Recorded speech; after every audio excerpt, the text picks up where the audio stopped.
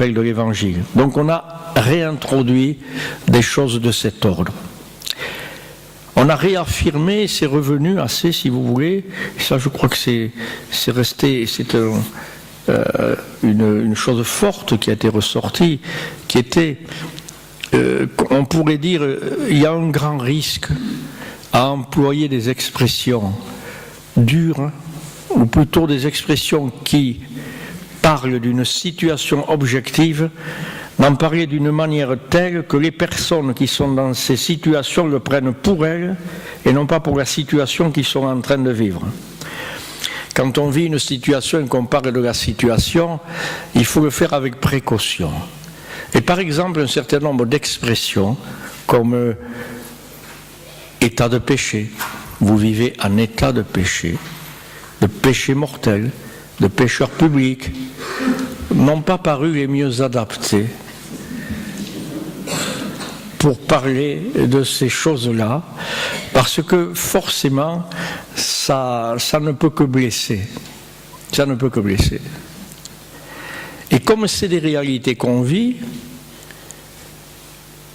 je me souviens bien d'un cardinal de la Sainte Église qui a dit à un moment donné, écoutez mes amis, je suis fils de divorcé remarié.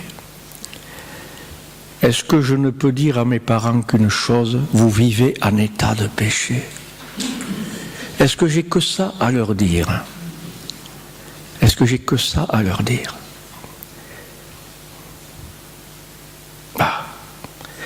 Donc, si vous voulez, il y a des... donc on va parler des situations d'une manière, très bien, parce que les situations, objectivement, elles sont telles qu'elles sont. Mais la manière d'en parler ne doit pas entraîner chez ceux qui l'entendent quelque chose qui les fait reculer plutôt qu'avancer. Voilà. C'est ça, je crois, qui est ce langage pastoral, si vous voulez, à retrouver pour s'exprimer dans ce domaine-là. Du coup, on percevait de mieux en mieux que l'enjeu de ce synode, et sûrement du futur, était dans beaucoup de domaines la recherche de l'attitude pastorale, juste, adaptée, que l'Église doit avoir en toutes circonstances à l'égard de tous. Et qu'elle puisse s'ingénier dans l'accompagnement sur un chemin de conversion qui est un chemin jamais achevé. Mais comment s'exprimer dans cette dynamique-là? C'est que tous nous sommes en chemin. Dans nos vies à tous, il y a des conversions à entendre, à vivre. Et puis, il y a des bonnes choses aussi dans la vie de chacun de nous. Si bien que le document final que vous avez eu et que vous avez lu fait apparaître que sur tous les articles sauf 3, il y a plus de 2/3 des pères qui ont voté en faveur de ce texte-là et des paragraphes. On prenait paragraphe par paragraphe et puis on le lisait et on votait. Toc toc, ça a été les derniers jours. Il y avait une belle unanimité s'est faite sur cette attitude pastorale-là. Et puis sur la situation je vais y revenir tout à l'heure, de l'accès au sacrement pour les divorcés remariés ou des personnes homosexuelles. Il y a eu des votes qui n'ont pas atteint ces 2/3, mais qui, voilà. Point suivant sur ce contenu, en aucune manière, en aucun moment et par personne n'a été remis en cause l'enseignement de l'Église sur le mariage. Personne n'a dit il nous faudrait un peu nuancer sur l'indissolubilité. Personne n'a dit il faudrait un peu nuancer sur la fidélité. Personne n'a dit il faudrait nuancer sur l'accès à la vie. Non, personne. Personne. C'est-à-dire que ce qui est vraiment en cause, c'est pas ce trésor que nous avons reçu depuis la création du monde par le Père. Voilà, depuis cette création, ce projet de Dieu pour l'humanité qui dépasse le monde chrétien, mais ce projet de Dieu pour l'humanité, et puis qui s'incarne dans cette réalité de la vie et de la famille, n'a pas été du tout remis en cause. C'est ce dont il s'agit surtout, ça a été, si vous voulez, mais quel accompagnement pastoral, quelle modification dans l'ordre pastoral et disciplinaire sont envisageables. Eu égard aux réalités d'aujourd'hui, eu égard à l'œuvre de l'Esprit dans le cœur des gens, eu égard aux appels des baptisés. Ça, il faut se le dire, hein, c'est pas sur le fond de la conception du mariage et de la famille et sur les appels du Christ, de l'Église que le débat a lieu. Il a lieu sur voilà,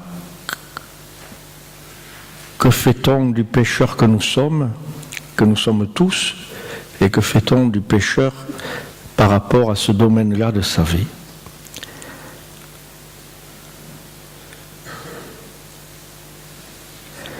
Le point suivant dans ce domaine-là aussi qui est revenu fortement, c'était que la meilleure parole de l'Église sur ce sujet, c'était celle que pouvaient donner les couples chrétiens.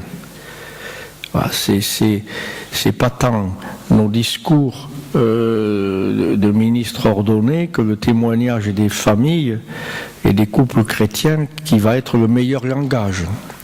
C'est ça. C'est donc un appel, un encouragement, un appel, une reconnaissance, une action de grâce pour les nombreuses et nombreuses familles chrétiennes qui vivent de ce bonheur et de cette lumière qui vient de l'Évangile et qui ont traversé leur vie d'amour, leur vie de couple, qui ont traversé les épreuves, les difficultés, à cette lumière-là et qui ne le regrettent pas.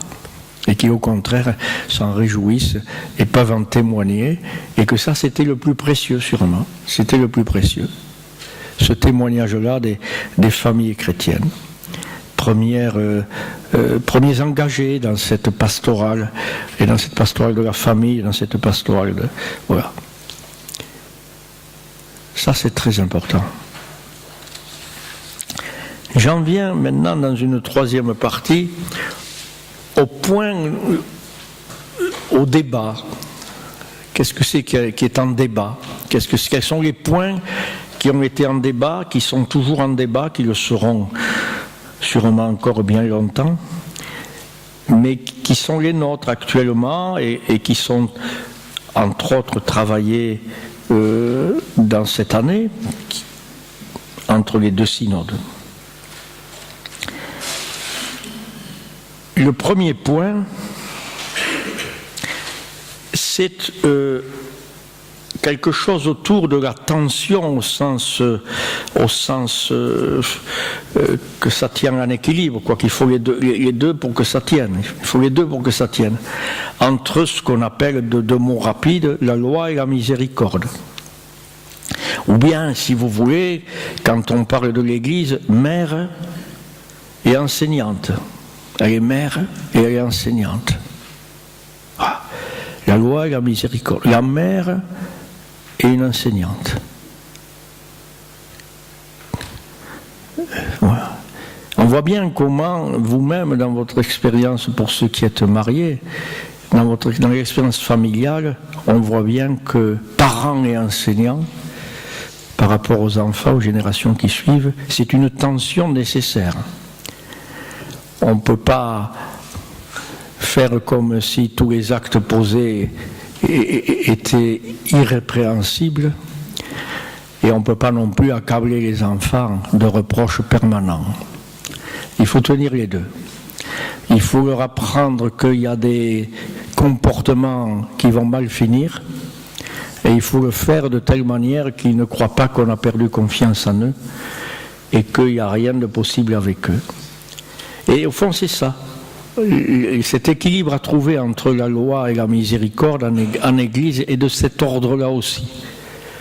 Comment savoir rappeler la loi sans qu'on donne l'impression qu'on n'a plus de place, ou qu'on a perdu la confiance, ou qu'on n'a pas d'affection pour la personne à qui on redit, mais c'est quand même vers là qu'il te faut aller. Si tu veux chercher le bonheur, c'est vers là. Ah. Ou bien maintenant, vous êtes dans une situation qui objectivement ne vous permet plus de... Pour entendre ça sans claquer la porte, il faut quand même l'accompagner d'autres choses aussi. Voilà, donc c'est ça, cette tension entre la loi et la miséricorde, en comprenant qu'à l'intérieur du message chrétien, la miséricorde en fait partie. Nous n'annoncerions pas l'évangile si nous ne parlions pas de la miséricorde, puisqu'elle est au cœur de notre foi. Mais qu'en même temps, on ne peut pas faire n'importe quoi de la miséricorde. C'est-à-dire que la miséricorde, c'est pas celle de celui qui a perdu un peu la tête et qui ne voit plus que ce qu'il y a de bon et